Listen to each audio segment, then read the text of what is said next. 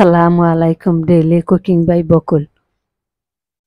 আজকে বাঁধাকপি দিয়ে মজার ভর্তা তৈরি করব। এই ভর্তাটা গরম ভাতের সাথে খেতে খুবই ভালো লাগে। ভর্তাটা তৈরি করার জন্য চুলায় একটি প্যান বসিয়েছি। ছোট সাইজের বাঁধাকপির অর্ধেকটা ভালো করে কুচিয়ে ধুয়ে সিদ্ধ দিয়েছি। পানি ছাড়া ঢেকে ঢেকে সিদ্ধ করে নিব। কপি সিদ্ধ হয়ে গেছে, গায়ের পানিটা অল্প আছে ভেজে শুকিয়ে নিয়েছি।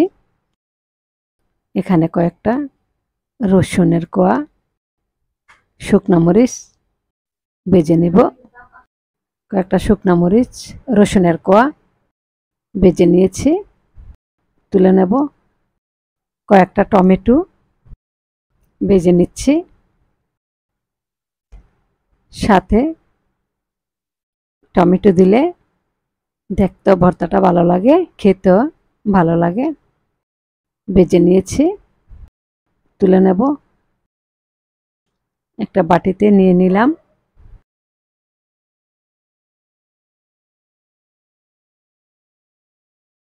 এখন অ্যাড করব কয়েকটা শুকনো মরিচ,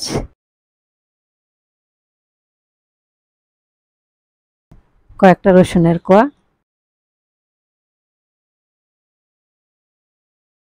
সাথে টমেটো অ্যাড করলে হালকা একটু টক লাগে, খেতে ভর্তাটা ভালো লাগে। আমি দিয়েছি, চাইলে আপনারা স্কিপ করতে পারেন, তবে আপনারা চেষ্টা করবেন শুকনো মরিচের পরিবর্তে কাঁচামরিচ দিয়ে বানানোর জন্য। সেটা শরীরের জন্য অনেক উপকার। মরিচ, রসুন এভাবে মথে নিব। জালের পরিমাণটা আপনারা বাড়িয়ে দিতে পারেন।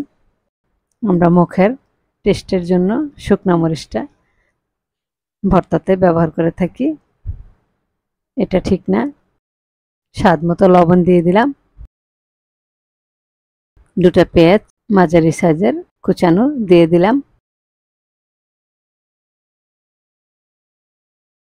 দিয়ে সবকিছু ভালোভাবে মিশিয়ে নিচ্ছি। এখন টমেটো দিয়ে দিবে। খোসাটা ফেলেও দিতে পারেন, চাইলে রেখেও দিতে পারেন। দুইটা টমেটো ছোট সাইজের সাথে অ্যাড করছি। টমেটোটা দিলে একটু মাখা মাখা হবে, স্বাদটা দ্বিগুণ বেড়ে যাবে।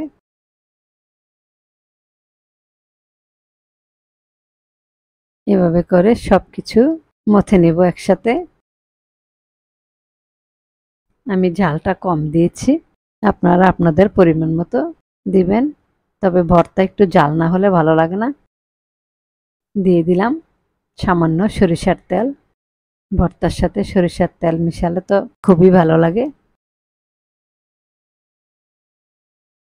দিয়ে দিলাম সামান্য ধনেপাতা কুচি। সবকিছু ভালোভাবে একসাথে মিশিয়ে নিচ্ছি। হয়ে গেল দারুণ স্বাদের বাঁধাকপির ভর্তা। এই ভর্তাটা গরম ভাতের সাথে খেতে খুবই ভালো লাগে। আপনারা এইভাবে ট্রাই করে দেখুন, আশা করি আপনারাও খেয়ে টেস্ট পাবেন। এই অসম্ভব মজার ভর্তাটি ট্রাই করুন, দেখুন দেখতে কত দারুণ লাগছে। ভিডিওটি ভালো লাগলে পাশে থাকবেন। সবাই ভালো থাকবেন, আমাদের জন্য দোয়া করবেন। আগামী রেসিপি দেখার আমন্ত্রণ জানিয়ে আজকের মতো এখানেই বিদায় নিচ্ছি। আল্লাহ হাফেজ।